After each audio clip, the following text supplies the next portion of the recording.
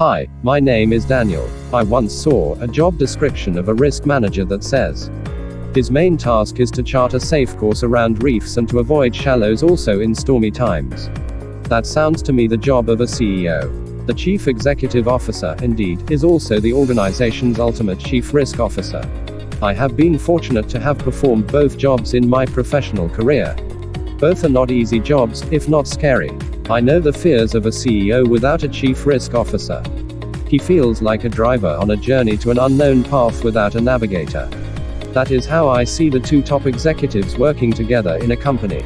A recent C-suite survey listed the following risks on top of the minds of CEOs today: recession, uncertainties around global trade, increasing competition, worldwide political instability, tightening labor market, more demanding customers, cyber security, mistrust in policy institutions, impact of climate change in business, and tougher regulatory environment. All these can overwhelm the person on top more so if the stakes are high, while these risks may be keeping CEOs awake at nights. A study uncovered yet the biggest fear of a CEO in his job, and that is being found to be incompetent. Disturbing, but this is true. This mental state, often called as imposter syndrome, are feelings or inadequacy that persist despite evident success. I didn't know that successful CEOs even had this feeling in the first place. I see them looking very confident in the jobs. Imposters suffer from chronic self-doubt and a sense of false notion of the competence. Amid the troubles that the world face today, CEOs need a firm grip of the situations their organizations face. Lest they lose sight of the goals and the right frame of mind, they certainly need smart management teams in their organizations to achieve this. A CEO needs a Chief Risk Officer to navigate for his management team on matters of risk management. According to the same study, the disturbing fact is that about 95% of C-suite executives have very limited view of their own fears. The effects may not be immediately apparently, but decision makers with imposter syndromes could change behaviors of people in organizations. The impact is largely felt on the development of the corporate culture.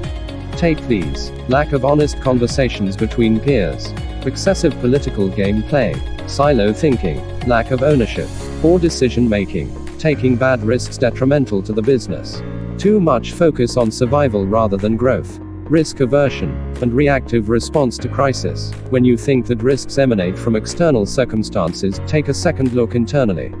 Here are some ways to build a stronger risk-aware culture where decision makers and business leaders take an active part. Break the silence about culture issues. Knowing that imposter syndromes are mere false feelings of incompetence, nurture a working environment where ideas and thoughts are expressed by people with full confidence. During risk assessment workshops, never be ashamed of expressing crazy-sounding thoughts. Oftentimes, a risk scenario could sound just like it. Emphasize that mistakes are inevitable and that failure can raise up one's intelligence quotient. And put a reward system to solicit more out-of-the-box thinking. The risk management practice will not grow in a culture of fear.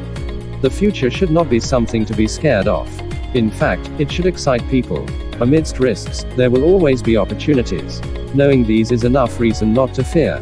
There will always be uncertainties. Facing these head-on with a risk map will take away those fears in your risk management journey. Follow us for more engaging insights about risk management.